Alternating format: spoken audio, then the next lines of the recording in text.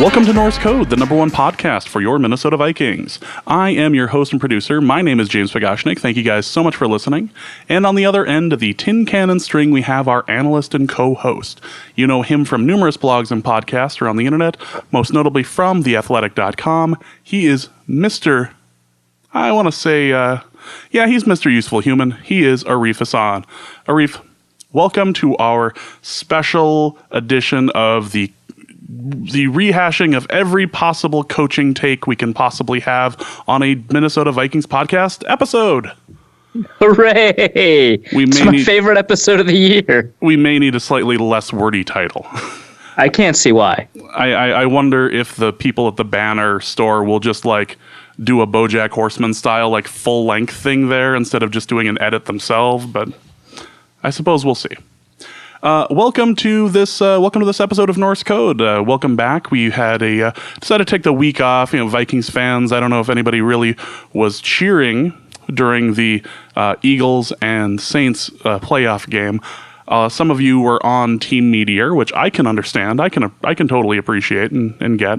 I was personally hoping for the Saints to win, the Eagles to make it look like they were going to come back and make it look realistic, like they had a chance, and then at the last second have it snatched away from them. And I basically got what I want. That's pretty good. I was pretty pleased, and I haven't had a good time in New Orleans, so I enjoyed that moment for just a little bit.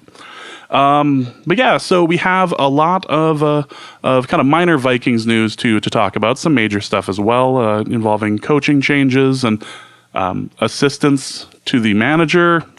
It's like a Dwight Schrute kind of situation with Kubiak, and we'll end up talking more about that in a little bit. But before we do, just want to thank you guys so much for listening and for helping out with the show. We do have a new donation to speak of on our Patreon. We have. Yep, I did say it right. I just wanted to make sure. 2019. Just wanted to make sure we're doing the whole Patreon pronunciation thing. Patriots. I'm so proud of you. Hey, I'm batting 1,000 so far for this episode, and I can't wait to mess it up. David Bailey is our new Patreon subscriber. Again, thank you, David. If you guys would like to donate to the show, if you'd like to support us financially, you can do so in one of two different ways. You can go to patreon.com/NorseCode, and that is, of course, more of a subscription-based process, or you can go to paypal.me/NorseCode as well, and that will just go directly to the show, and that helps with everything from new microphones, paying for hosting, advertisements, stuff like that. And again, we really do appreciate it. And it also ends up going toward end of the year stuff. If we end up going to away games or something, we went to the New York game this last year and it was awesome. And we got a lot of awesome reporting, met some amazing Norse Code fans. So that was really cool. So again, thank you guys so much. We really do appreciate it. And let's get into the show. And Kevin Stefanski is still your undisputed offensive coordinator or something. Right. Yeah, Stefanski hired, was in the running for the head coach of the Browns before they decided to keep Kitchens. Sorry, the whole too many cooks thing is just running through my head right now because we'll be talking about it. And then I made the realization that we were going to be talking about Kitchens too. And it's all just a terrible, just Chantix-filled nightmare at this point. So, Stefanski, our offensive coordinator, good decision? Yeah, I think so. I think first because organizational continuity is a good thing for potential incoming coaches to see. I mean, if the Vikings continue to do well, they'll continue to see their coaches get poached. Although it always takes... I mean, if you do well enough, none of your coaches get poached because no one wants to wait until after the Super Bowl to hire people, I guess. But, for the most part, if your coaches do a pretty good job, they get poached. And so you want to continue to hire good coaches. And in order to do that, you need to look like a place that, you'd want to be employed. So having continuity is a good thing. So I think from a long game perspective, that's good, especially kind of considering this weird reputation that Zimmer's built based off of essentially one season where he fired an offensive coordinator as someone who's difficult to work with in terms of offensive coordinator. Now, obviously, I think that something was done organizationally to push Norv Turner out, and he offered to resign. Zimmer's adamant that he never pushed Turner to resign and therefore didn't really fire him. But I mean, that's always an interesting question, but given kind of what we know in terms of like facts on the ground, the Vikings have claimed that Norv Turner resigned, and it really did seem like it seemed like, Zimmer was caught by surprise on that. And then Shermer ends up becoming a head coach, which people are counting against the Vikings for some reason, or at least contributes to this perception of instability. So if Stefanski had not been rehired, or if the Vikings hadn't offered him a contract, that would have been pretty damaging. Then, of course, Stefanski had, I believe, multiple contracts that he could have taken. He could have taken the head coach one with the Browns if they had offered him the job, which they didn't.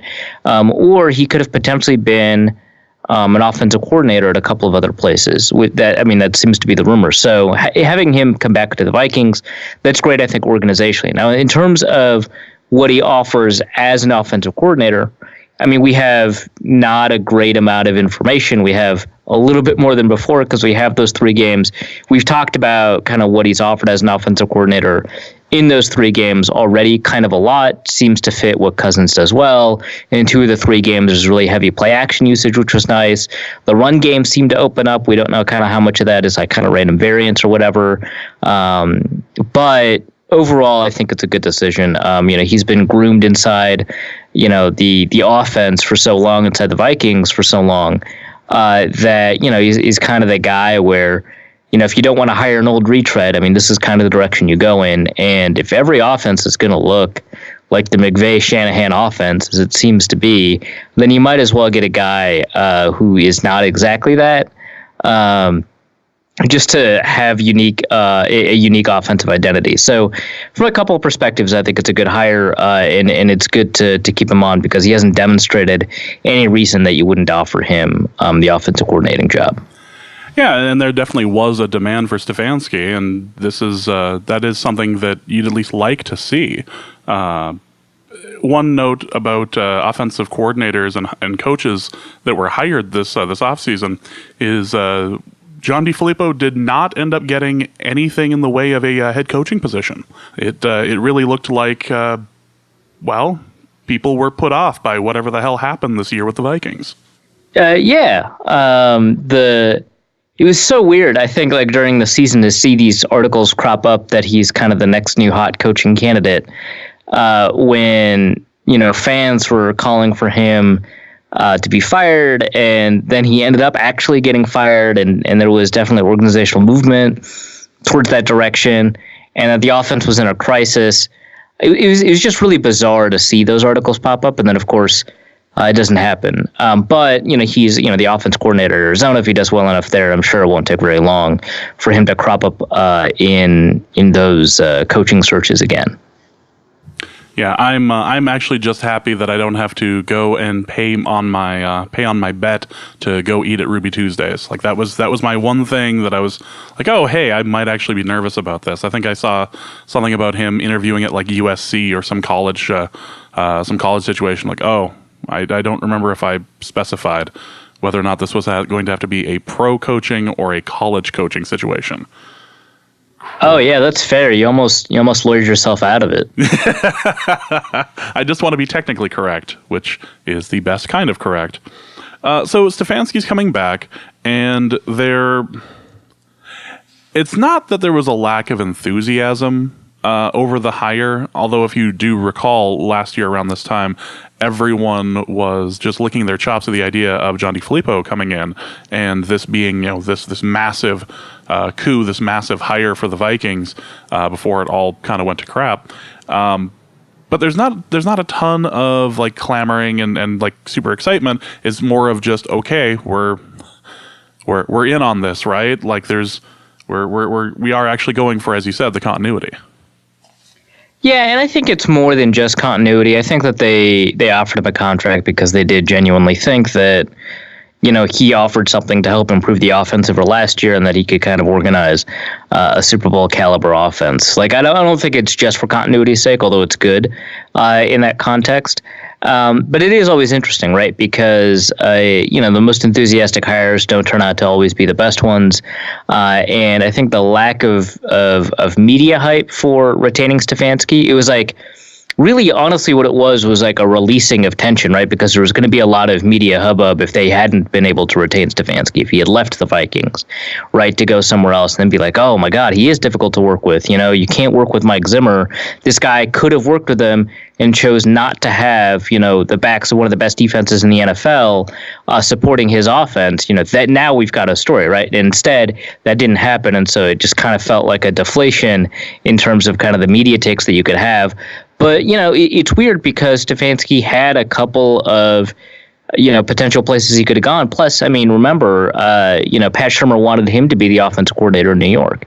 So, he's somebody that is clearly well respected among the people who've worked with him, which I think, the next bit of news about the Kubiaks, that's kind of related to that, because they wouldn't have come in if they didn't have respect, because Clint Kubiak worked with Stefanski when he was the assistant wide receivers coach and quality control assistant in 2013 and I believe 2012. They have a close relationship. And so the fact that people continue to want to work with Stefanski is maybe a good sign that the relationship between media and fan hype and the amount of respect that, at least within the institution of the NFL, Stefanski seems to have, there's not really a match. And maybe there's a lot there to be said about how, Stefanski could be, the next big interesting hire. And what's kind of interesting is that I don't know that Sean McVay, before he got hired by the Rams, was considered a surefire candidate or a hot new ingenue any differently than Kyle Shanahan or, I guess probably more than Vance Joseph, but not a ton of it. It all seems to be post-success hype. It's not like Josh McDaniels to Denver all those years ago, right after you orchestrated this incredible 2007 offense for the Patriots. It was just something to be, is kind of notable, right? Doug Peterson being hired over in Philadelphia was kind of panned, right? Because he wasn't a play caller under Andy Reid. And so, but McVay had a ton of respect, I think, institutionally around the NFL. Peterson had a lot of respect around the NFL. And this seems to be kind of that where, and obviously, it could just falter, right? I'm not saying that because Peterson didn't have a ton of hype going to the Eagles that the Vikings have found a new genius coordinator, but rather that maybe that's not a signifier of much, that, he wasn't a hot name. That probably doesn't mean much. And as you mentioned, the possibility of just saying sayonara to the Vikings and not wanting to work with Zimmer, the name that came up to my mind immediately was Mike Priefer, who was offered a position with the Vikings, was offered a new contract, and he decided to say no, seek his fortunes elsewhere, and sign with the Browns. And you're exactly right. If that was a situation that happened with the offensive coordinator after being groomed basically for the position for years, this would be a much different style podcast today. Right, yeah. We'd either be really defensive or we'd add fuel to the fire. It would be one of the two, but it would definitely be, I think, a much more excitable podcast recording if the offensive coordinator left. But no, it's Mike Priefer. And that one's really interesting because nationally the take on Mike Priefer is, wow, what a piece of garbage he is, right? Because the only thing he's really known for is the Chris Cluey thing. Yeah, you plan to nuke a whole island of people with a sexual orientation, and all of a sudden people start getting upset. I don't. Yeah, right. And what's really interesting is that the Priefer defenders there are, which there don't seem to be as many as I remember when the controversy happened, maybe because people didn't like Chris Cluey, and so it's kind of natural to defend Mike Priefer. Or people are just sick of the missed extra points, maybe we need somebody less homophobic to be our special teams coordinator. Maybe that will somehow make the kicks go in. Well, it's because people were arguing that he never said those things back then, and now they're like, well, now that we know he sucks, he also probably said those things. Not only was he a terrible coach, but he may have muttered something anti-Semitic at some point. What? Where is this coming from? It's a whole new angle. He just takes candy from babies while like walking around Mall of America talking super loud on his phone on speaker, just walking through stores. He cuts in line at the teddy bear factory or Build-A-Bear. Like, really? What a dick. Yeah, all this information came to light when the unit ranked 30th in the league. So, wow we're really bad timing for him. Don't let the door hit you, man. But yeah, but I remember back then there was like, I don't know if we can trust Kluey, and his take on it. I think everyone kind of knows that. I think when we were covering it, I was kind of more sympathetic to Kluey's side of the story, but also thought, he did a pretty good job of hurting his own testimony via Twitter, which, I mean, imagine that. The report that was released afterwards by the Vikings did indicate that, I don't even remember the language that they used, but it was something like, he said something insensitive. Like, we don't know. We don't think it was that, but it's either he admitted or we've uncovered evidence that he said at least one thing about sexual orientation that was quote unquote insensitive or something like that, right? So it did end up getting revealed that he said something pretty garbage, and so okay, cool. That comes up again just as the Vikings fire him, and a bunch of fans are like, I never wanted him anyway, and it's like, well, okay, cool. Everyone's clearing out their hot takes of Mike Priefer that aren't really hot, and they're barely takes. Yeah, right. I mean, one would argue that the takes certainly aren't hot enough to be called nuclear, right? But it's interesting. A bunch of people called me or DM'd me and were like, "Whoa, what do you think about Priefer?" And I was like, I don't know. Do you want me to answer the question about like, is he garbage as a human or like as a coordinator? And it was basically 50-50, right? Some of the people that were asking me were like, no, I want to know, is the Kluey thing true? Or other people would ask me, well, I already formed my opinion on that. Is he a good coordinator? Which actually the second question is a much more difficult one.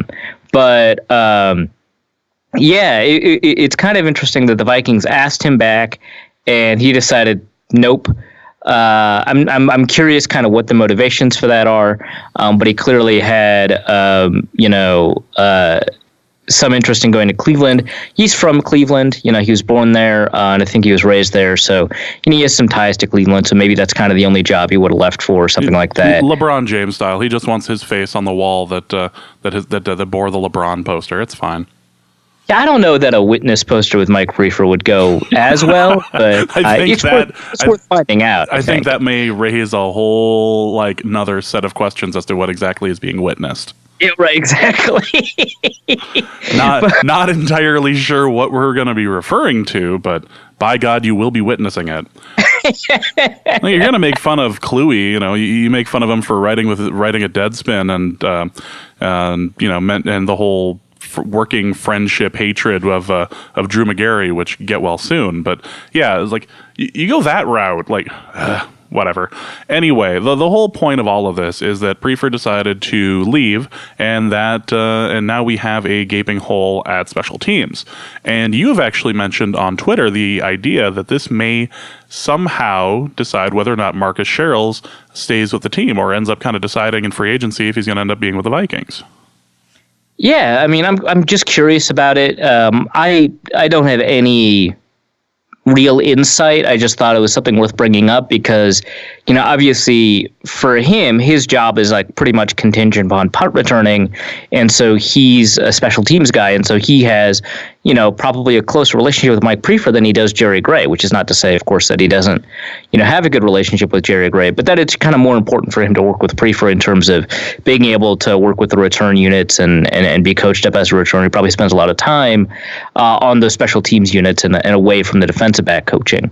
And so it's more important that he develop those strong relationships. And now that the special team coordinator is gone, what's going to happen? Because he's a free agent. He has the ability to kind of go anywhere he wants. I think Jabril Peppers is the punt returner in Cleveland. And from what I recall, he's not as great as he should be, given kind of his athleticism as a punt returner. And either, Priefer's going to turn him into a really good punt returner, or, maybe Sherrills goes to Cleveland and competes with Peppers for that punt return job. Who knows? But, now that he has a kind of a choice about where he wants to go, I imagine that this will at least play a role in whether or not he wants to, because I do know that he has a close relationship with Priefer, and I just am curious kind of what that means. I know a lot of fans were less concerned about that than I was, and I'm not even saying that definitely means he's going to go. But I think a lot of people kind of underrate, even now, his punt return ability. And, I was citing like a couple of statistics to argue that he's actually quite a good punt returner. It's not that he's safe. He can be explosive. He's pretty good, and he generates more yardage on punt returns than a lot of people expect. A lot of people remember Tyreek Hill's punt returns from 2017. But, Sherrills has a higher average punt return in terms of yardage. And he chooses not to fair catch. He returns punts more often. In fact, they're top 10 in choosing to return punts out. And so over the past couple of years, I think over the past 3 years, I was looking at PFF because I remember someone mentioning that, Priefer's punt return units in particular were kind of conservative. And I think it was kind of the opposite. It was kind of aggressive. They tended to return more often. And so I looked at yards per punt return, where Sherrills ranks, top 10 over the past couple of years. And then I looked at, fair catch percentage, and the Vikings are top 10 in terms of that aggressive, or not top 10, I think average, above average in terms of aggressiveness. So they're less likely to call a fair catch and a punt. Then I was like, well, we can just combine these and look at yards per punt fielded, right? So you just combine the number of returns and the number of fair catch opportunities and just look at how many return yards they have. And the Vikings, and Sherrills in particular, ranks like 7th, right? And so he actually improves in that ranking despite being aggressive. And so he's actually, he's not just safe. He can definitely move the ball when he gets his hands on it and decides to move the ball. So, he's definitely an asset. Just adding, 9 yards. I think he averages something like 10, but adding 9 or 10 yards, that's a free first down. On everything, right? And you should evaluate it against the average, which is something like 6 or something like that. But getting 4 extra yards every time your defense forces a punt, that's pretty good. It adds up. You've got a defense as good on third down as the Vikings defense is. You field a lot of punts, those extra 4 yards kind of add up and give you more opportunities. So it's something to consider. I have no idea if Sherrills is going to kind of go somewhere else in free agency or whatever because of it. But I think it's kind of notable that this is kind of one of the ramifications potentially of not having Priefer. Well, let's talk more about the coaching decisions that have been made, including the biggest one, which appears to be the father-son combination of Gary Kubiak, who is an offensive advisor, and Clint Kubiak as the quarterback coach. Yeah, that one's curious. I think that, so a lot of people were like, God, I can't believe the Vikings just made up a position to get Gary Kubiak in the building. I'll address some of the concerns I've seen kind of one by one. And honestly, it's not that unusual across the league. There's a bunch of assistant head coaches / advisors around the league.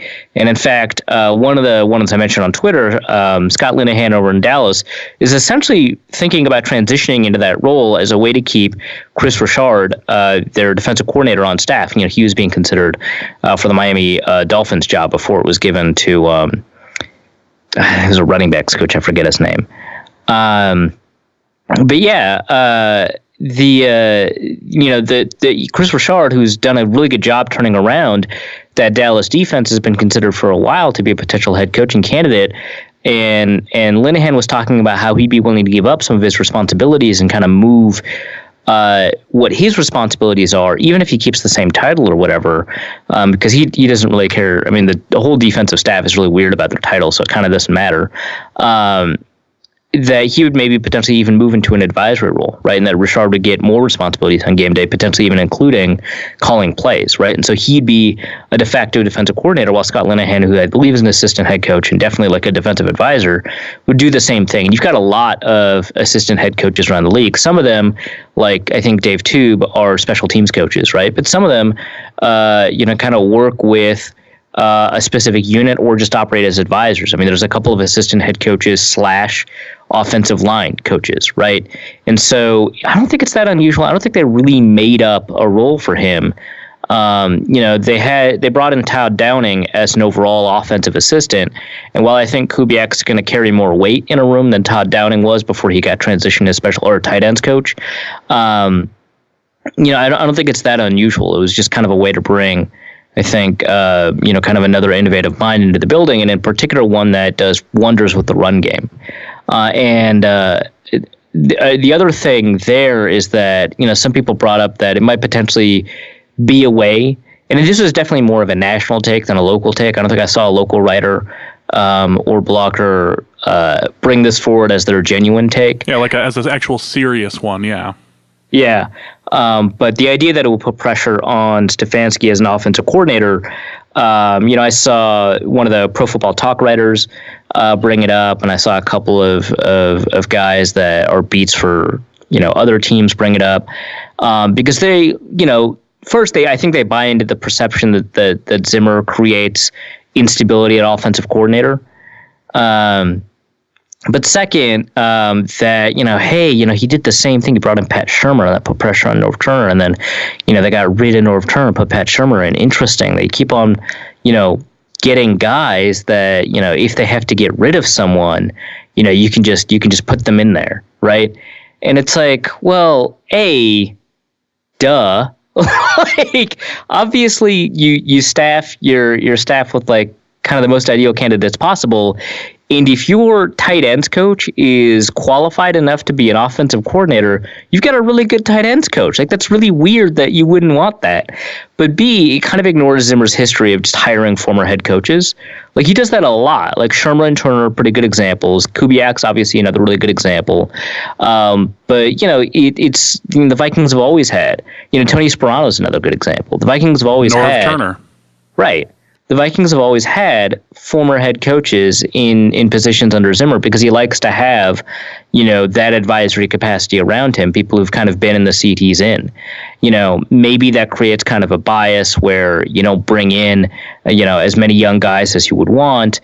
But they've done a really good job balancing that with genuine talent at coaching those positions, at developing coaches and hiring, young coaches that do a really good job. People like Jerry Gray or Kevin Stefanski, do a really good job kind of advancing based on their merits. So they do provide an interesting and good balance of all of that while still providing, people who are overqualified for their positions. And so that's generally a good thing. I don't think it's designed as a way to put pressure on a guy that I'm not going to say had to beg to sign, but that they were in serious competition to sign. It wasn't it was hey, we would really like you to come back. I know you've got as many options as possible, but we think, it would be great if you could come back to the Vikings, right? And so, they didn't have a ton of leverage. And then as soon as the ink dries, they're like, by the way, you better perform. I don't think that's what happened at all. I think that the Vikings, they've brought in consultants before. They brought in offensive line consultant Hudson Hoke back, I think, I want to say when Jeff Davidson was the offensive line coach, and if not, it was the guy after him, where they just bring in consultants to kind of work on, parts of the team that they think could use an extra critical eye. And this is kind of that, but on a permanent basis. Instead of being on retainer, he's on staff. And so that allows them, I think, to redesign the run game. And I think, so I just wrote a piece at The Athletic about this. Kubiak has been really great about either just happening to be there with great offensive lines or doing a really good job orchestrating really effective run games. And as an offensive coordinator, he has, I think, less of an effect on the run game than I think people might traditionally think, because very often that has a lot to do with the offensive line coach and who often becomes the run game coordinator. And it also so happens to be that Kubiak was a quarterback's coach before he became an offensive coordinator. So he's never really been an offensive line coach, but wherever he's been, they've run very, very, very similar zone style schemes. And so I think that he in particular has a pretty heavy influence on the way the run games have developed. In Denver, when he was their offensive coordinator back in, I think, 2003, 4, and 5. Then in Houston, where he's the head coach, 2006 to 2013. In Baltimore in 2014 as the offensive coordinator. In Denver again, 2015, 2016 as the offensive coordinator. It all looks very similar. And so I think he has a pretty heavy influence, and he has done a really remarkable job of creating really high-tier offensive line units. I took a look at a couple of metrics in terms of run blocking. One way to look at it is adjusted line yards, which is a backwards-looking statistic created by Football Outsiders that looks at how many yards a run gained and then assigning a proportion of those yards to the offensive line. And so anytime they allow a tackle for loss, the offensive line gets deducted 120% of those yards from the yards they've generated on that play. For every run up to 2 yards, they get 100% credit. For every yard, I think up to 3-4 yards, they get, or maybe 5, they get like 80% credit, and so on. And so they end up getting no credit at all for everything like above, 8 yards or something like that. And so that creates a total yardage, and then you divide obviously by the number of attempts, and you get offensive line yards. It's kind of janky, and it was developed before we had access to things like Pro Football Focus and stuff like that. But it's kind of interesting because you take a look at the adjusted line yard statistic that exists for all the years that Kubiak's been in the league as an offensive coordinator, and they've very, very often ranked top 10. A couple of times in the top 5, and have never been below 18th. So the worst they've been is slightly below average. And that was one of his first years and one of his last years in Houston. So overall, like a really consistent track record of success in that particular statistic. And really what that tells us is that they design run games that almost always get you 2 yards, right? And then usually a good deal more. I think like a lot of people remember the 2010 Arian Foster Houston Texans. But then you could take a look at PFF run blocking grades. And while that doesn't separate out the offensive line, and all these metrics are flawed in a lot of different ways, it's a very, very similar story. Not quite as neat, but, again, the same number of top 10 appearances, I think like 6 out of like the 11 years. No finishes below 20th instead of 18th. An average finish of 12th instead of 11th. So it kind of accords or agrees with the Football Outsider statistic, which they measure in very different ways, very different things. And so that's really good to see. And I think that given kind of the nature of the problems the Vikings have had, and they're a primarily zone running team, Dalvin Cook is a primarily zone running back, and they've invested in offensive linemen that are, I think, uniquely suited to that. Players like Pat Elflein, players like Brian O'Neill, that they're going to continue to be a zone running team. And so they're getting a kind of a zone running wizard that has worked a lot with Mike and Kyle Shanahan, has worked a lot with Alex Gibbs, the offensive line coach for a lot of those, the mid-90s Denver Broncos, back when Terrell Davis was, the MVP and stuff like that. And it all looks very similar. And so they're probably going to bring a lot of that. You're probably going to see more backside cut blocking, which the league is doing more and more to restrict every year. But in a lot of instances, it's still legal as long as you're doing it to an offensive or a defender that's not engaged, and you're doing it to the front knee instead of the back knee and stuff like that. But it's going to create potentially new cutback lanes and stuff like that. So, there's, I think, a lot to be said about what Gary Kubiak can bring to the offense in terms of the run blocking. You can read more in my piece at The Athletic, kind of about all of that and what the steps look like, what the cut blocking looks like, how the cut blocking has changed from Alex Gibbs to Kubiak, and stuff like that. I think that's generally the idea, is that he's going to probably do a lot to influence how successful the zone running is with the Vikings. And then Clint Kubiak, I don't know anything about him as a quarterbacks coach, but he has apparently developed a very, very strong relationship with Kyle Sloter, for one. I presume Trevor Siemian, but we know that because Daryl Sloter tweeted out, Kyle loves him, right? They have a very close relationship. I don't know that a Trevor Siemian relative has mentioned anything yet on Twitter, but we do know that there's a relationship there. Obviously, given the Denver ties that the quarterback room has, you'd expect that played a role. But then also, I just mentioned that Kubiak has kind of a history with Shanahan, who himself has a history with McVay. It's all a very similar strain or thread of offense that Cousins was familiar with in Washington. So it all kind of comes back full circle to McVay, as everything does this year. As everything does this year. Yeah. I was going to ask if this was going to be, do we know what the connection to McVay is out of this? And I guess we found out. We found it. Yeah. But instead of getting McVay 2.0, they got McVay beta version, I guess, right? But yeah, I think that all, I think, speaks well because it can create kind of like a unified offense. Stefanski has worked in essentially every offensive system. He's worked in West Coast offenses with Brad Childress. He's worked with the Coryell offenses with Norv Turner. He's worked with the Earhart Perkins offenses with, I believe, Darrell Bevel, who also is a West Coast guy but might use Earhart Perkins terminology. He's kind of worked in every sort of operation, right?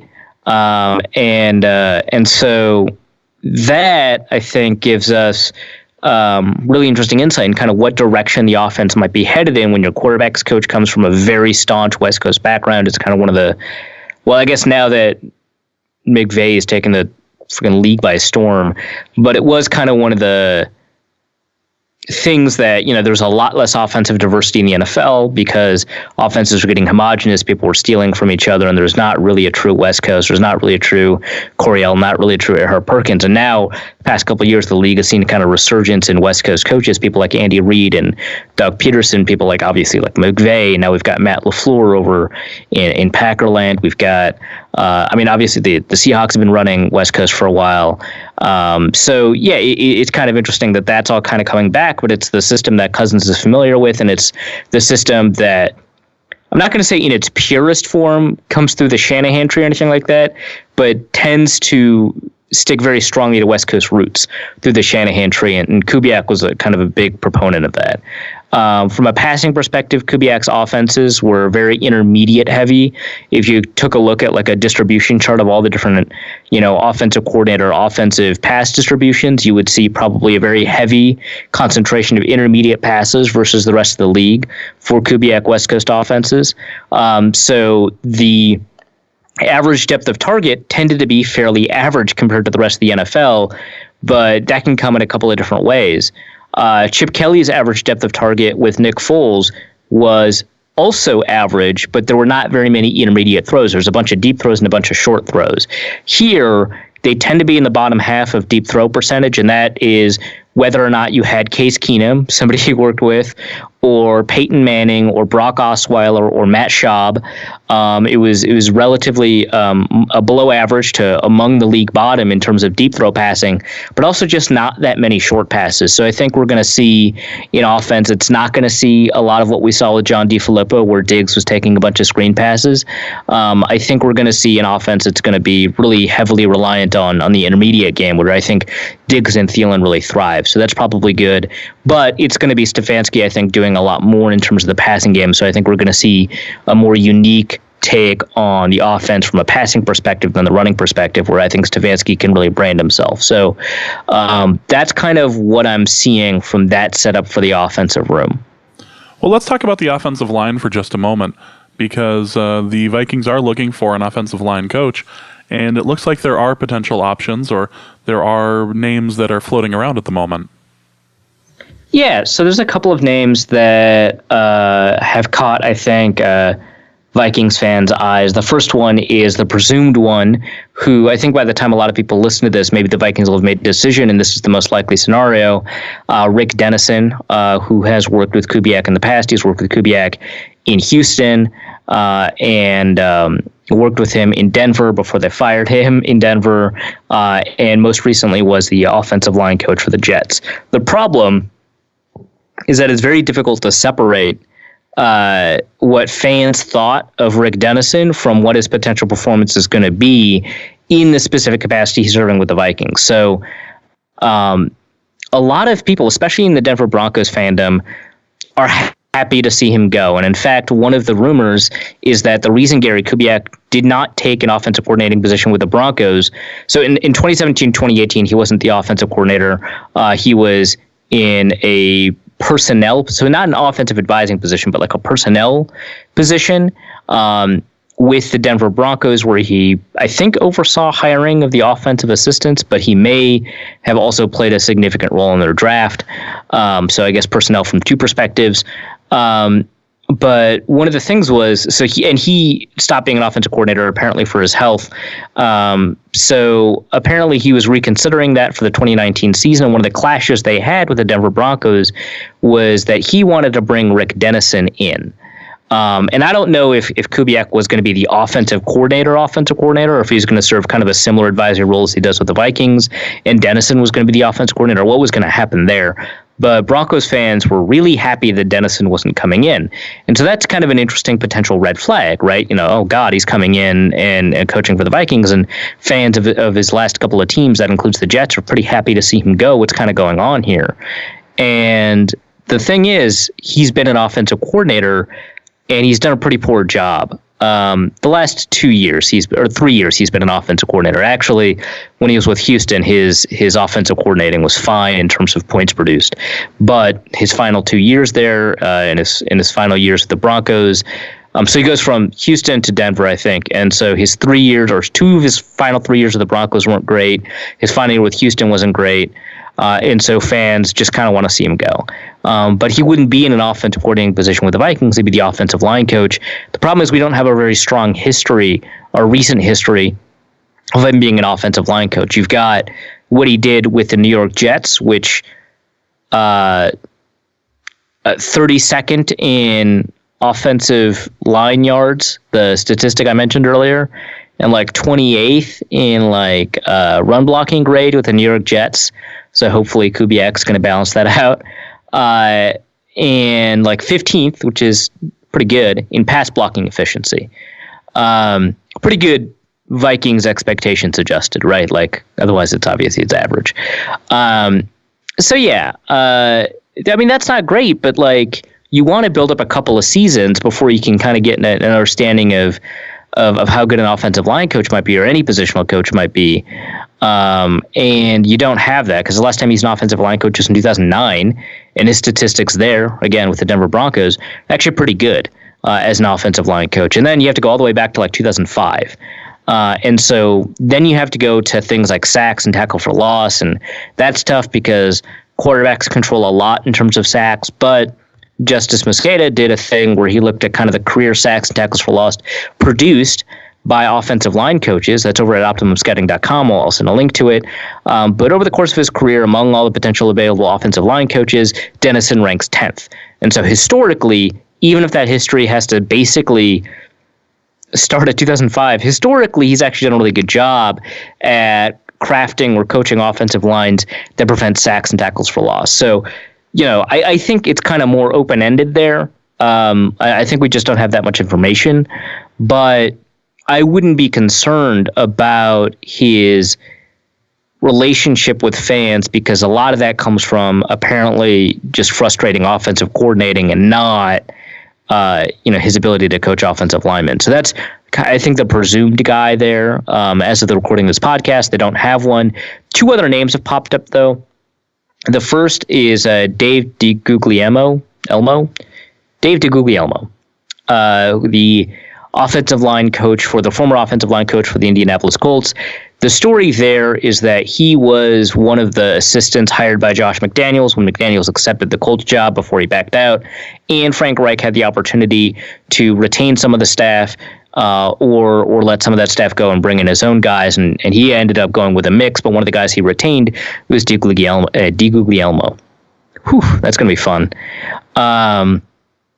That is interesting because they just let him go, and they oversaw one of the most dramatic non-Seahawks offensive line changes, where they go from like 30th in a couple of these like pass protection statistics to like 5th and 18th and like 7th. Like it's just absurd, like how much of a turnaround they had in 1 year. You know, some people are like, well, they brought in 2 new guys, which fair. They brought in Quentin Nelson, who's already shaping up to be a top 10 guard. Some people call him the best guard. I would say probably top 5 maybe. But still, Quentin Nelson, you brought him in. It didn't take a genius to scout that.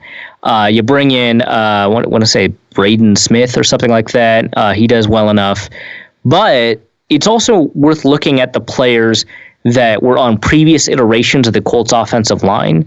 And I wrote about this last week over The Athletic, but unfortunately didn't make the final cut of the article, which is that a lot of these changes in offensive lines between 2016 and 2018, you know, they've seen a 60% roster turnover for those offensive lines, but also the 5 biggest improvements in offensive line performance comes with 5 new changes in offensive line coaches, and the Colts are one of them between 2016 and 2018. And so to try and determine how much coaching played a role, you can take a look at the players that played the same position now that they did then in 2016. And those are players like Anthony Costanzo and Ryan Kelly. Their left tackle and center, and coincidentally, the Vikings have seen a drop-off in their left tackle and center between last year and this year. And they've played significantly better this year under a new offensive line coach, which is suggestive, right, that he did a really good job. And also, you know, his ability to identify Braden Smith, that's important too. And so all of that, I think, combines to indicate that he is a fairly successful offensive line coach. I'm also going to link a snippet, a fairly troubling snippet of a broken down relationship between him and former Colts offensive lineman Denzel Good that Vic Taffer wrote at The Athletic.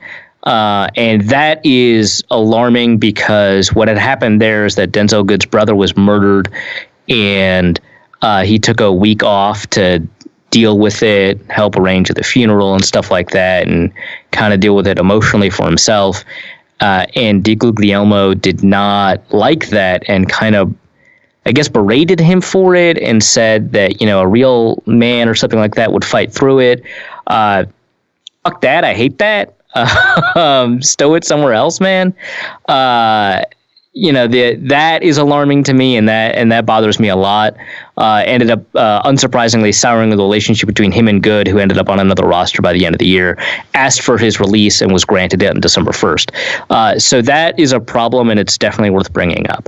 The final guy is Frank Pollock, who I have not done as much in-depth research on, but I do want to say, in looking up Rick Dennison's offensive lines, I came up through like a variety of ways to evaluate offensive lines.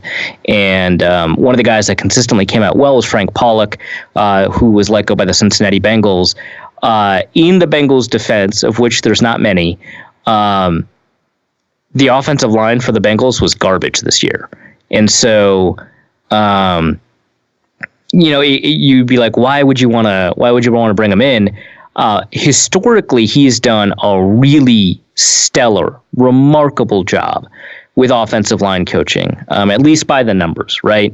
And so, you know, and this is we remember the Bengals line. They had Kevin Zeitler and Andrew Whitworth and, you know, a bunch of really, I think, high-value offensive linemen. Clint Bowling, who the Vikings wanted to get. And so, you know, it's unsurprising that I think over the course of his career, he's been party to a number of offensive lines that have been really, really good.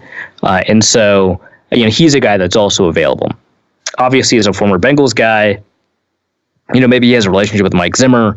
That would be kind of interesting. That relationship is probably not as important, right? Because, you know, it's on the offensive side of the ball and then defensive, but it's worth bringing up. And he has better numbers than DiGuglielmo, who had a lot of trouble when he was filling in for Dante Scarnecchia for the Patriots, or Rick Dennison, who just doesn't have a very extensive history. Statistically, he's a more interesting option. I don't know kind of how much the Bengals have focused on things like zone running. My intuition is not nearly as much as the Kubiak offenses have. So that might end up being kind of a particular focus as they look for an offensive line coach. But he is statistically the best candidate out there. So he's kind of interesting too. Kind of the slower part of the season. I say the off season anyway, where the coaching hires are kind of coming and going. News is slowly trickling out as teams figure out what the hell they're going to be doing with their organization in the coming year. But as major hires kind of develop, we will continue to report on them. Do you want to wrap up anything with anything on this, or should we go straight to the mailbag? All right. Yeah. The Vikings also, in order to fill Mike Priefer's place, hired Darren Reese, the assistant head coach / special teams coach for the Miami Dolphins, or former. And that was a title he held in like 2017 and 2018. But from 2010 to 2016, he was just a special teams coordinator. Either way, he's been the special teams coordinator the whole time. I haven't done a ton of research on him as I have on like the offensive line coaches and stuff like that. So don't have as much to say here. But if you take a quick look at the Miami Dolphins special teams DVOA at Football Outsiders, year by year, it's random. So there's not much to go off of. So first year there, they dropped from 9th to 29th under his tenure, which is not great, but then they jump up all the way to 6th in DVOA. And then 14th, 23rd, 32nd, 24th, 12th, 12th, 21. Not a lot there. Average seems to be about average, as a high as 6th, as low as 32nd. So there's not a ton there. I think I've done a look at special teams coordinators in the past and how much they influence special teams DVOA. And unless it's Jim Fossil or Dave Tube, not a ton of impact. If you know more about the special teams coordinator, like we know a lot about Priefer, for example, you can start taking a look at whether or not your intuition about certain things are true. And his is kind of random, but when you break it down, it's really not. The coverage units have generally been pretty spectacular. The individual specialists have not been. The return units have been pretty spectacular. We already knew that. It's a big question as to kind of how much contribution he has. But not a lot to say here. Looks like another special teams coordinator, and without a bunch of statistical evidence to indicate that he's one thing or another. Seems fine. Has some really good years, has some really bad years, has some pretty average years. So I just wanted to put that out there. Well, let's go to the mailbag, and the first question is kind of related to this, in that Matt Beckendorf asks, "What kicker do you think? What kicker do you guys like in round 5 of this year's draft?" I don't know. I guess I'll look at some kickers at the Senior Bowl. I mean, I won't, but I'll say I did. You'll say that you did, so you can work on that whole kicker analysis thing that we keep promising listeners. You're right. Yeah. Or something like that. Ian Pauley, is there anything that you think might happen before free agency, like surprise cut, trade, etc., that no one is really expecting? Well, if no one's expecting it, I wouldn't be able to do a very good job of predicting it. A couple of names have come up. I saw someone post that Kyle Rudolph is likely to be cut. This isn't something that I have a source.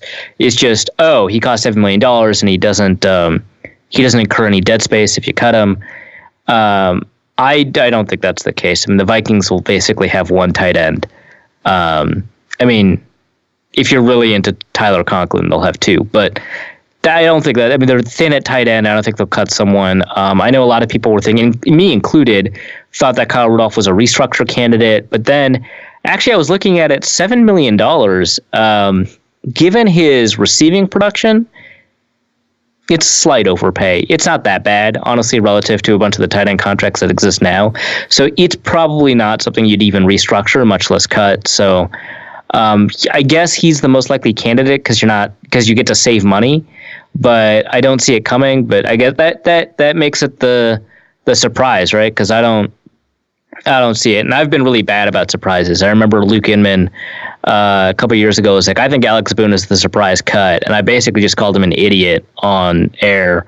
And like 2 days later, Alex Boone got cut. In your defense, you could have been right about a number of other like situations involving him being an idiot. It was just this one he was accurate. Yeah, right. Yeah, exactly.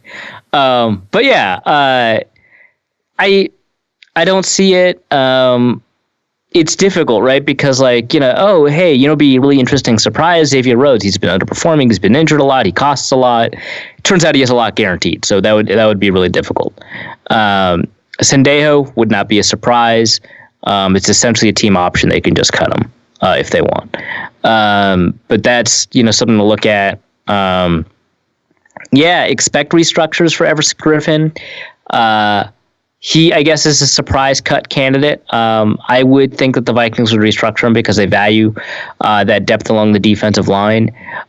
Plus, then Linval Joseph becomes the oldest person in the room, I think. And then you've got a bunch of like third-year, second-year, first-year players. So I think they would probably keep him. But that's something to watch out for too. But I don't see any surprise cuts or trades. So a lot of people bring up Riley Reef and then they head over to like overthecap.com and they're like, oh no, actually never mind. Cutting him would incur some dead space. He's got some left guaranteed on his contract, not the rest of the year or anything like that. But cutting him saves you $4.5 million against the cap. I think that's basically the same as cutting Mike Remmers. Except you have to fill a left tackle position instead of a right guard position if you do that. And it's difficult to find a left tackle for $4.5 million. And you're already going to draft an offensive lineman in the draft, hopefully 3. And I don't know that a starting left tackle is kind of where you want to begin with. But it is an option. It just seems like the least efficient option because I think you'd have to keep Mike Remmers, move him to right tackle, and then Brian O'Neill to left tackle. And yeah, I don't know. But you end up with like $7.5 million in dead space for this year, which is not something you want. He is a potential restructure candidate, I guess. It feels like he shouldn't be because it feels like he signed his contract recently, but he's somebody that if the Vikings could restructure, they should, but they also just don't have very much leverage for the reasons I just outlined. So I don't think there's that many surprise candidates, which is to say, if a surprise happens, I will be duly surprised. Boy, I don't know how to wrap up that any better than that. With Kubiak driving the boat, do we see more drives with run, kick as their standard design? This is from Ryan. No, he's not going to be driving the boat, so I don't think so. But we are going to see a more run-heavy team than we saw last year because, that's why they fired John DeFilippo. Yeah, basically. Luke Braun, what kind of wide receivers coaches are out there and that the Vikings can take now that Daryl Hazel isn't returning? Is he a big loss? After all, he presided over the most dominant iterations of Diggs and Thielen. Yeah, he is a big loss. I don't really know what the issue is. I imagine the Vikings offered him a contract, but his contract expired. Courtney Cronin reported that he's likely not going to come back. That's probably a better narrative feed for this question about whether or not Zimmer can retain an offensive staff. But yeah, that is a pretty big loss. He's genuinely one of the guys that we can say is one of the better wide receiver coaches in the NFL, just because, he oversaw the development of Thielen, who was genuinely just not that great. His first year in camp and stuff like that, and Thielen ends up being one of the best receivers in the NFL. Stephon Diggs, also one of the best receivers in the NFL. He has done a great job developing Chad Beebe, identifying Aldrick Robinson partway through the season. I think part of that's on him. So yeah, it's a big loss. I genuinely don't know what wide receiver coaches are available.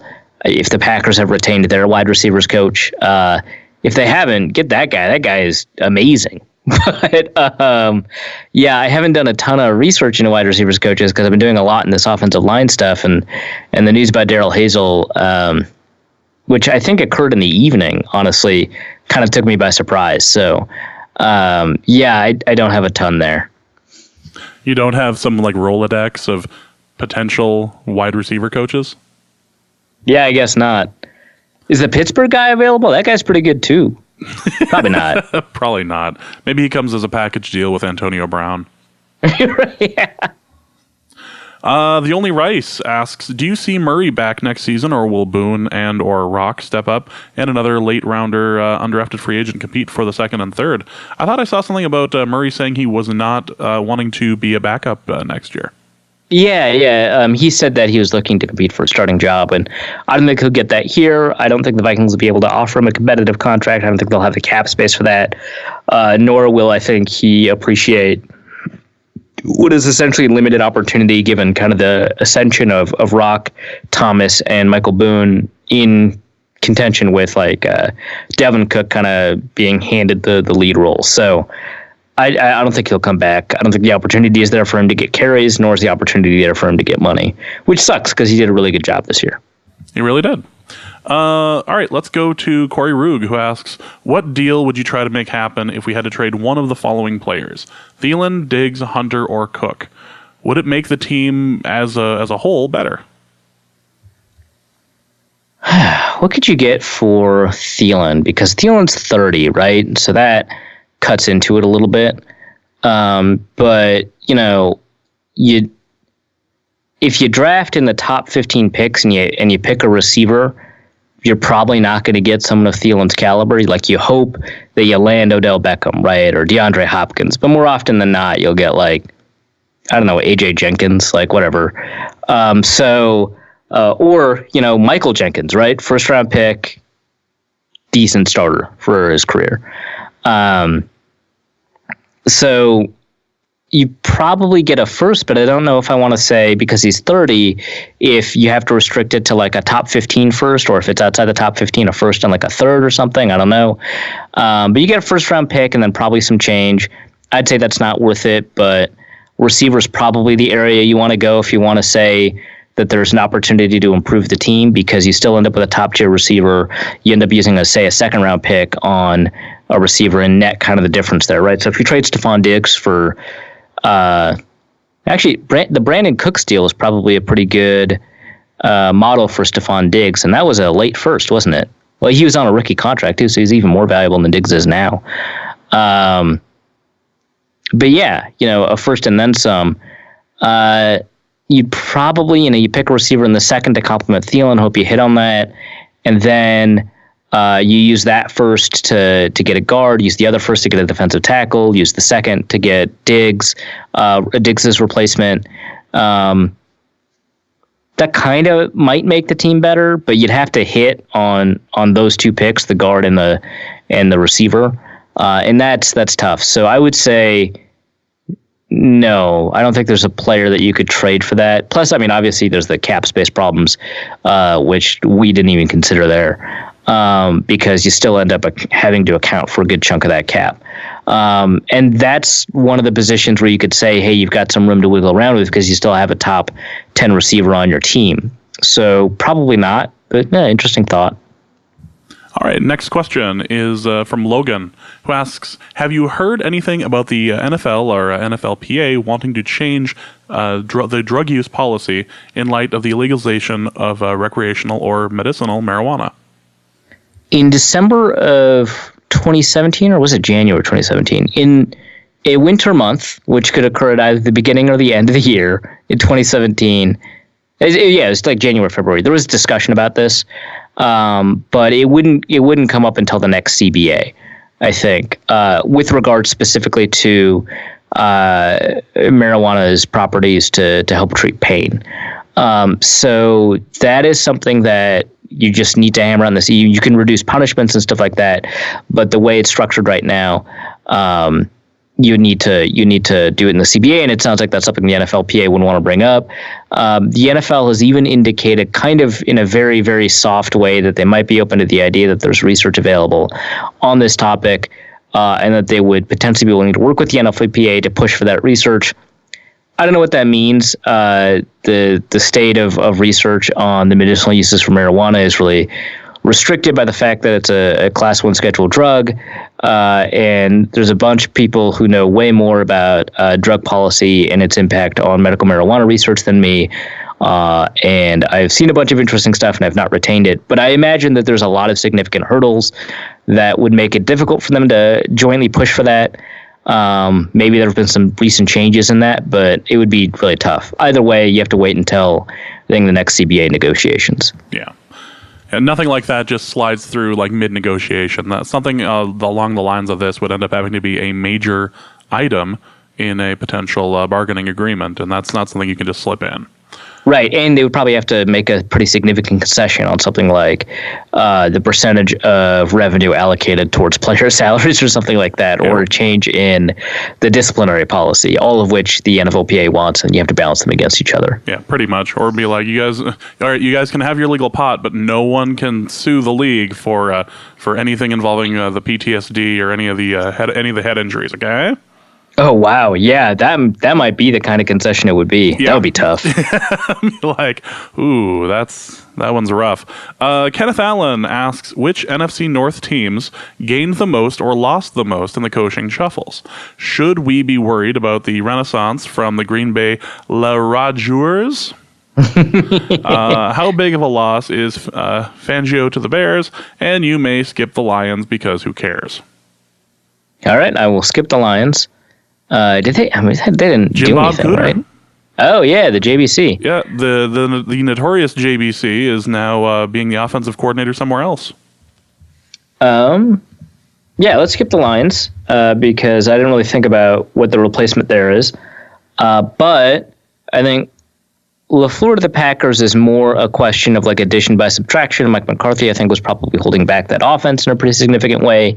You get somebody who's not going to do that, Matt LaFleur. He did not coordinate particularly spectacular offenses for the Tennessee Titans, so I don't think it's like a huge addition, but it's something to watch out for. I think the Bears lost a lot because not only did they lose Vic Fangio, they lost their defensive backs coach as well to Vic Fangio. And so that defensive coaching staff, I'm not going to say it's like gutted or anything like that, but the strength was having Khalil Mack, period, and their secondary, as well as having a coordinator like Fangio kind of unleash the potential that they had. So there are already reasons to think that Bears defense was due for regression next year. Due maybe is the wrong word, but it was likely to be subject to regression next year. And then I think this kind of supercharges that problem. Well, next question is more me-oriented, I suppose.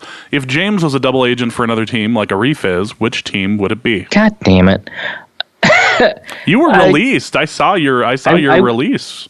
Yeah, it was released. And so if people could stop referring to me as a double agent or as a member of Seahawks, or they formally granted my release, I requested it, and the president of Seahawks Twitter granted it to me. So I'm not he Seahawks snapped his fingers, and that was it.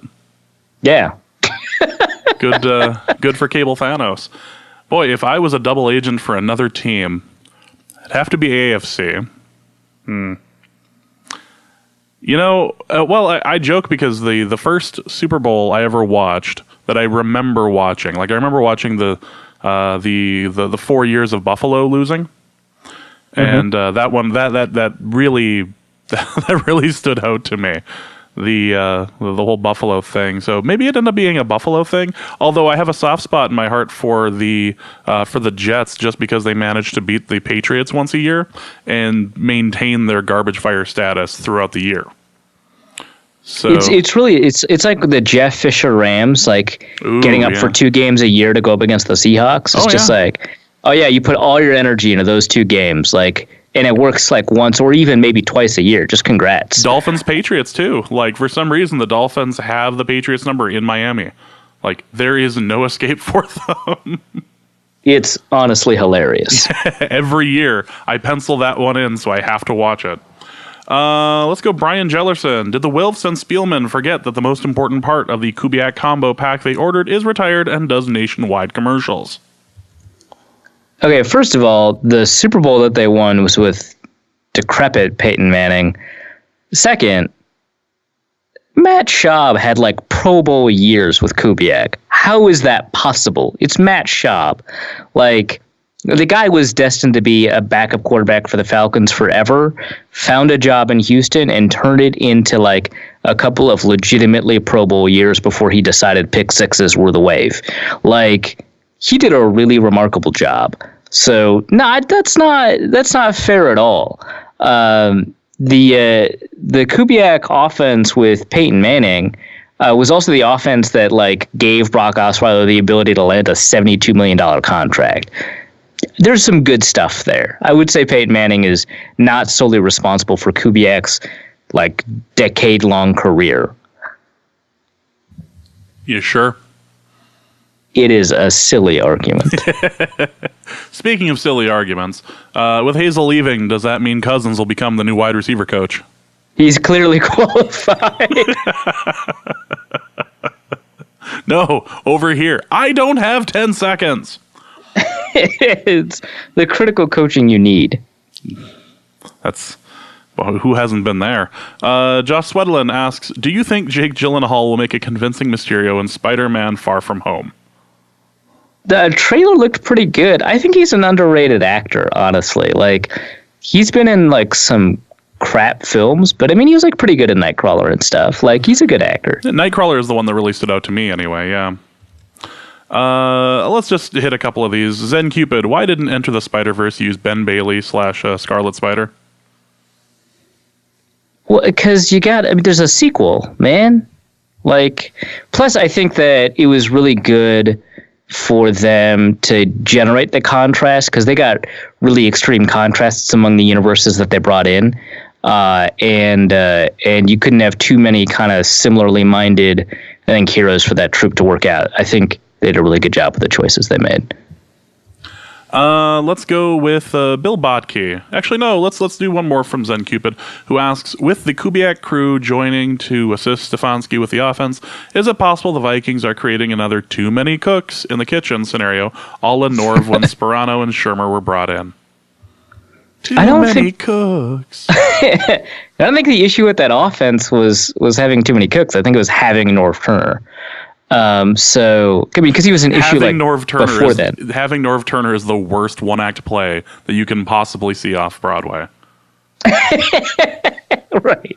That was like clearly an issue for a couple of years. Like, he never really coordinated a good offense. So I don't think having Shermer there complicated things. No, I don't think so. Because I think that the Vikings will do a pretty good job kind of delineating responsibilities and stuff like that. I don't think it's going to be like a power struggle. It's not like Hugh Jackson's the guy running the show where you've got to deal with all these personalities and he just does a really poor job of it. Too many cooks. Bill Botke, when Gary Kubiak won the Super Bowl in 2016 with the Broncos, Peyton Manning was constantly changing plays at the line of scrimmage to take advantage of the defensive look. This allowed Peyton to get inside the opponent's decision cycle and gain the upper hand. Most high-flying defenses were unable to adjust fast enough. My question is this. Could this system also work for Kirk Cousins? While Kirk has limitations, he is one of the smarter and nerdier QBs in the league, and he's very good at pre-snap reads. His biggest weakness is trying to improvise when the defensive play does not go as anticipated. So while most Vikings fans might instinctively cringe at giving Kirk more control, I wonder if it could help him avoid his worst tendencies. That's interesting. I think the kind of command of the offense Peyton had was a product of kind of some of the unique abilities that he has, because I think there's like a huge step between kind of the cerebral pre-snap abilities of someone like Peyton Manning and the very, very great pre-snap ability of someone like Kirk Cousins. But I don't think it's something that you want to throw out of hand. The real question is, so Kirk Cousins has like a real problem improvising, right? The real question is kind of where does that line begin and end, right? Where does it become a part of the planning process versus part of an improvisational process?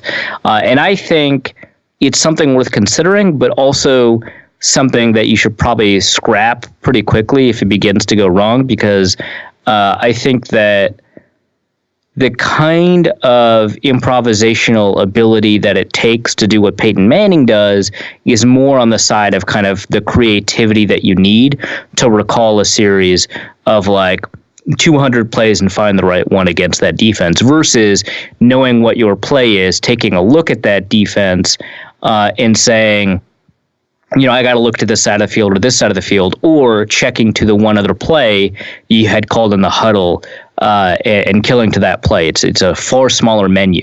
Whereas I think what Peyton is doing is a very creative thing, and recalling like maybe not 200 plays. Like he tends to have like 18 plays.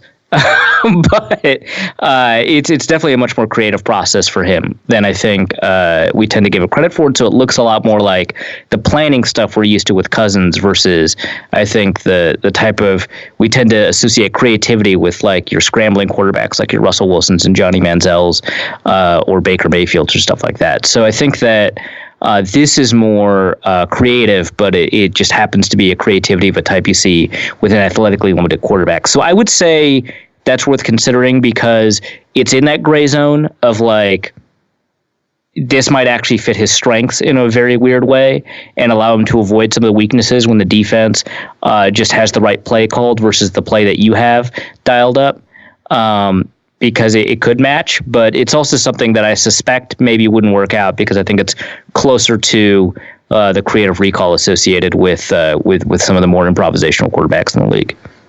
Plus, the X factor in all of that is the fact that Kirk Cousins, with very few, I guess, moments otherwise, is not Peyton Manning. What? I listen. When I discovered this bombshell, I didn't take it to the internet. I didn't sign and create a big poster. I just went on a podcast and said aloud to everyone here. I don't know if anyone is aware of this, but the two are not the same. I'm not sure if they have the same structure as far as like, humanity or whatever. But I don't know if one would actually be able to pull off the insane things that a once in a generation mental talent at quarterback. I don't know if he'd be able to pull that off. I'm not sold necessarily. James, you gotta stop with these hot takes, man. Listen, I'm sorry. I needed to share this with our audience. Kyle Slaby, anime question for Arif: are you a sub purist or a dub reliant watcher? For people who don't know. How many people listen to this and don't know? Whatever, I'll say it anyway.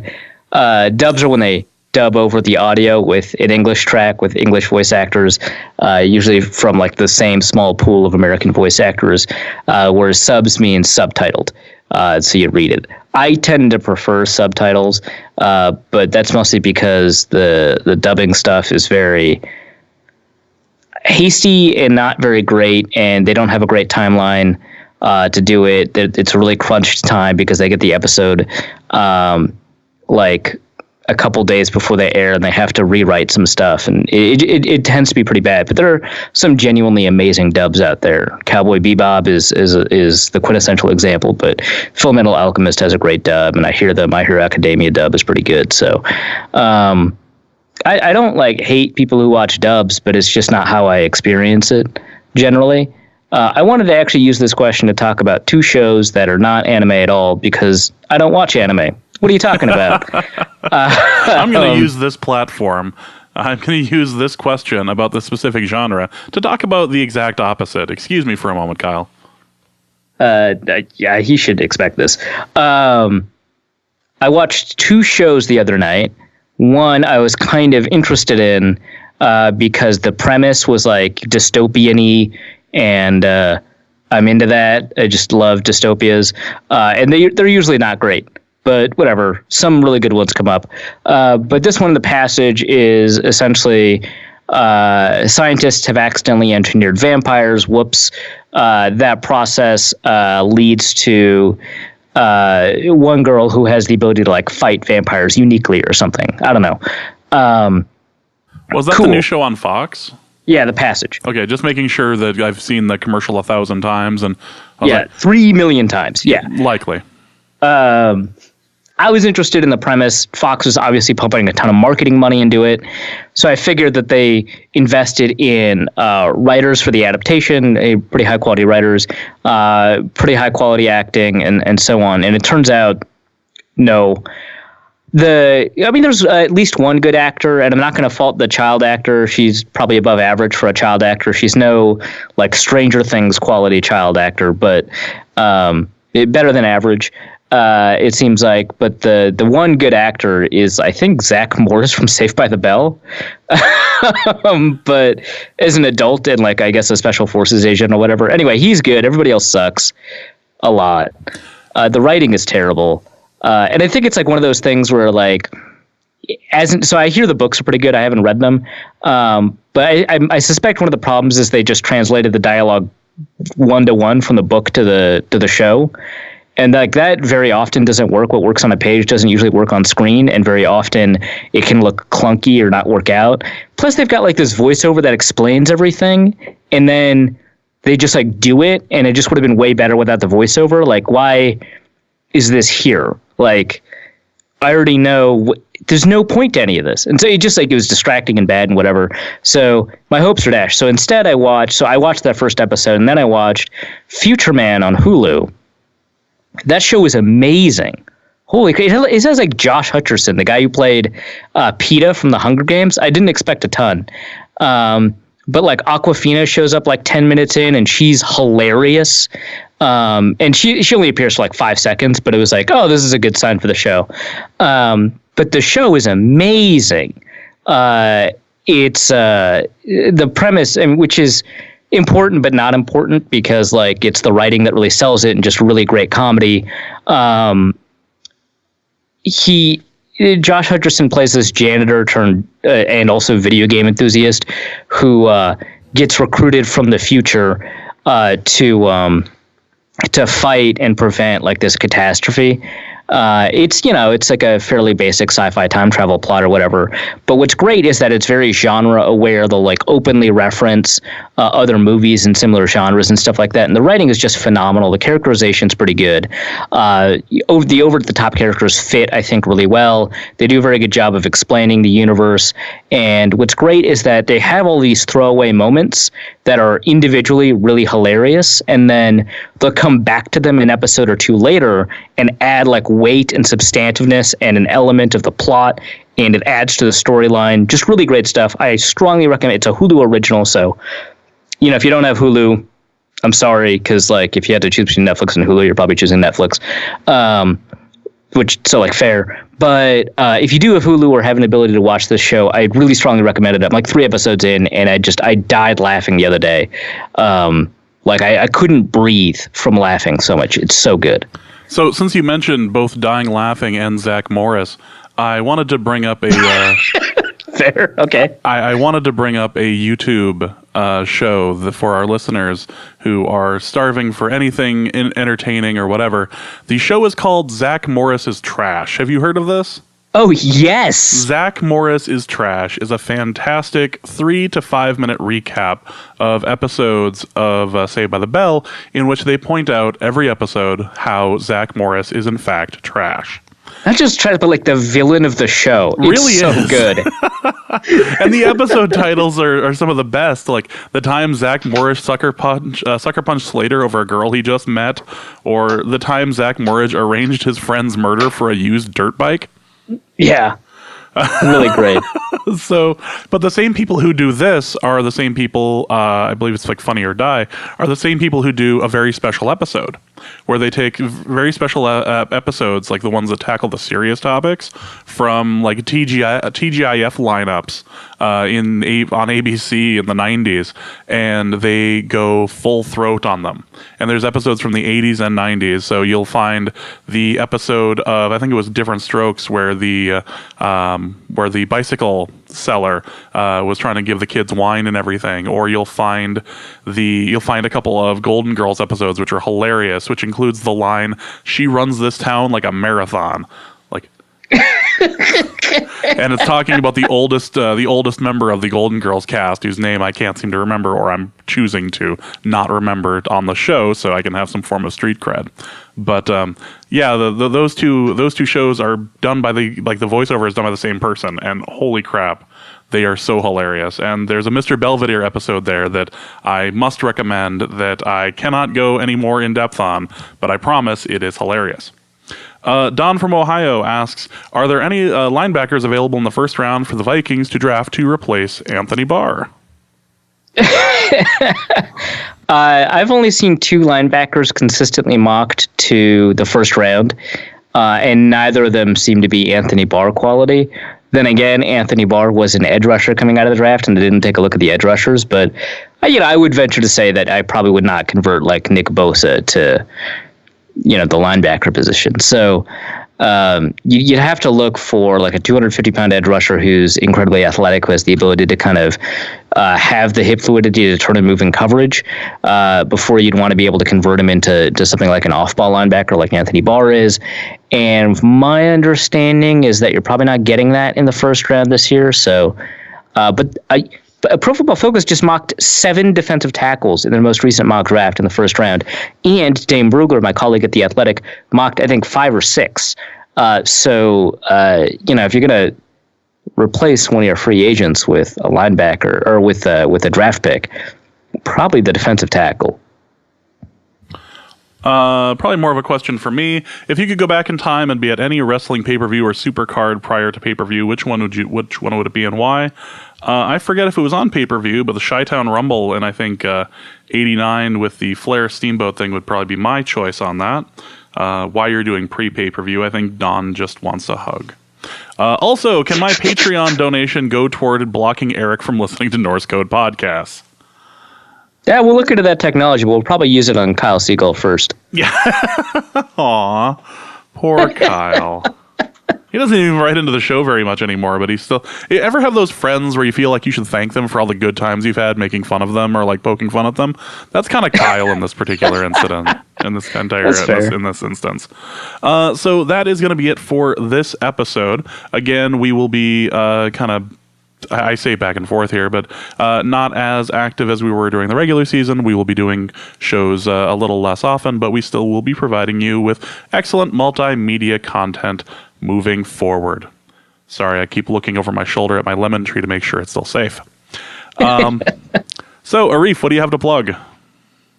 Like I said, I just put a piece in to publish at The Athletic about Kubiak and his influence on zone running, and obviously, the troubles that the Vikings had before then, and kind of what that'll look like and why that's different than the Vikings' previous kind of zone running setup. So that's over at The Athletic. Otherwise, I'm going to be just looking at like Senior Bowl guys and evaluating draft prospects and stuff. So you're going to the Senior Bowl this year, is that right? Yeah, we're not really sure everything that I'll be doing there, whether I'll be covering it from a Vikings perspective or a national perspective or whatnot, but I'll be going. That sounds like fun. We will have we'll see if we can have another episode where you're in the hotel lobby and and there's all sorts of noise around and we're using the laptop mic for it just to be able to talk about bets involving the Super Bowl. It'll be fun. Yeah. Live episodes are awesome. Well, that is going to be it for this episode of Norse Code. We hope you've enjoyed it. If you have, you can go to patreon.com/Norse Code and you can donate there. You can do any amount of money you'd like, $1 a month, $3.50 to help keep Loch Ness Monster at bay, whatever makes you feel happy, whatever warms the cockles of your heart. You can also go to paypal.me/Norse Code as well and donate there. That just goes directly to the show. So for Arif, my name is James. Thank you guys so much for listening, and please remember to tweet that, even if it is in fact a work in progress. Please stay away from my lemons. I think we will see you possibly next week. Norse Code is the largest and only division of Norse Code LLC. You can find Norse Code on the Daily Norseman, SB Nation's Vikings blog at dailynorseman.com. You can also find it on iTunes, Stitcher, Google Play Music Podcasts, Spotify, or wherever fine podcasts are aggregated. Our Vikings blogger extraordinaire and generally useful human is Arif Hassan, and he can be found on Twitter at Arif Hassan NFL. I am your producer and co-host, and my name is James Pagashnik. You can find me at the show's official Twitter feed at NorseCodeDN.